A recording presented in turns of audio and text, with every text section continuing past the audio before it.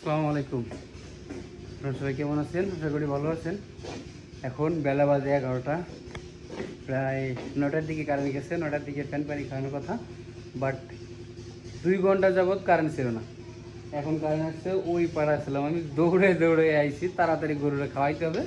এই কারণে তাড়াতাড়ি করে আইছি যে তাড়াতাড়ি আগে গরুরে খাওয়ানো হবে, মানে খাওয়ানো লাগবে। এই দেখেন তো, গরু আছে 6টা গরু আর বাছুর একটা।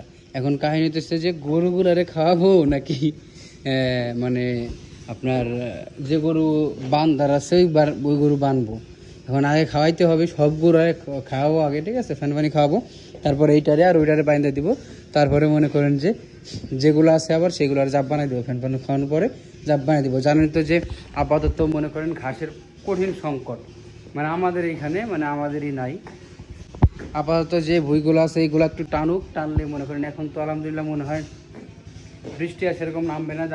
জানেন যে সকালবেলা মানে হালকা হালকা আপনার শীত পড়ে, তো এদিক দিয়ে একটু ভালো হইতেছে যে শীত পড়লে মনে করেন একটু পানি টান ধরবে। পানি টান ধরলেই মনে করেন যে আপনার জমিগুলো টাইনে যাবে, তাহলে ঘাস তাড়াতাড়ি লাগাইতে পারবো। তো চলেন ভিডিওটা শুরু করা যাক। তো তাড়াতাড়ি আগে বলবে ফ্যান পানি খাওয়াইতে হবে, কেননা এখন কারেন্ট হচ্ছে একেবারে থাকে না। জানেন যে গোপালীদের এখন কারেন্টের সমস্যা মানে গোপালগঞ্জ এখন মানে কারেন্টটা খুব কম থাকে, একেবারেই কম থাকে। তো সেই ক্ষেত্রে আমাদের আগে মানে পানির কাজগুলো ছেড়ে রাখতে হবে। তাড়াতাড়ি আগে পানি পানি দিয়ে শেষ হলে মনে করেন আপনার ভেজাল কমলো, তারপরে যাবে যে পানি ঠুক লাগে ওই পানি ঠুক দেখা গেলো হাত দিয়ে টাইনে খাওয়ানো যাবে। আর এখন 6টা গরুর পানি ওই জায়গা থেকে টাইনে না। আর ভাই ডিপ টিউবওয়েল আমাদের, ঠিক আছে, ডিপ টিউবওয়েলে পানি পড়ে একেবারে আস্তে আস্তে, সেই ক্ষেত্রে একটু ঝামেলা বেশি হয়। এই জন্য মানে পানি টাইনে খাওয়ানো একেবারে অনেকটা কষ্টকর এক কথায়। কারেন্ট ভাই যে কোনো সময় চলে যেতে পারে, আর কারেন্ট গেলে 2-1 ঘন্টার ভিতরে আর আসবে না।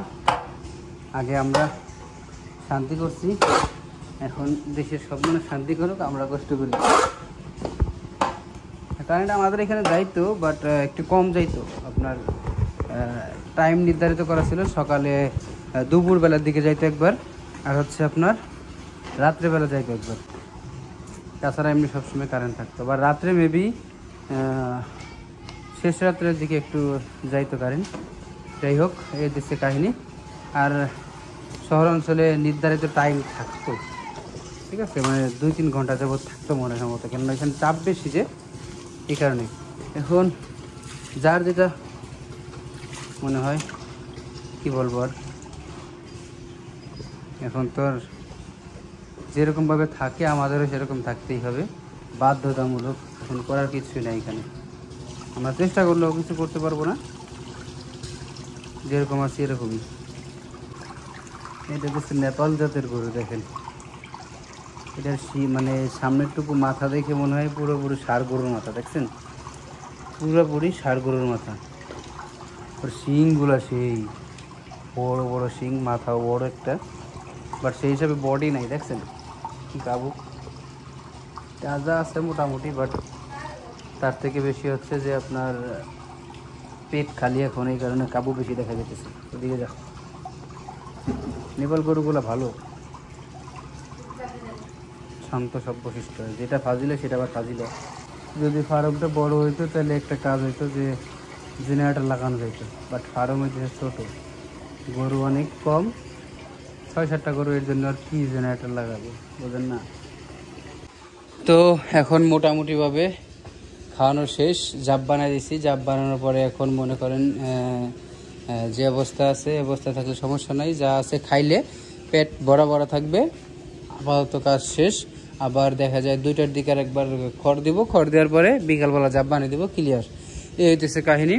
আর আজকেও সেই মামা আসে নাই কাজে, সে নাকি আরেক জায়গায় গেছে।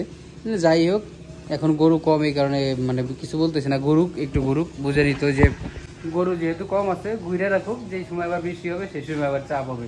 তো যাই হোক, এই হচ্ছে কাহিনী। তো আজকের মধ্যে পর্যন্ত সবাই ভালো থাকবেন, দেখা হচ্ছে আবার খুব তাড়াতাড়ি নতুন ভিডিও নিয়ে।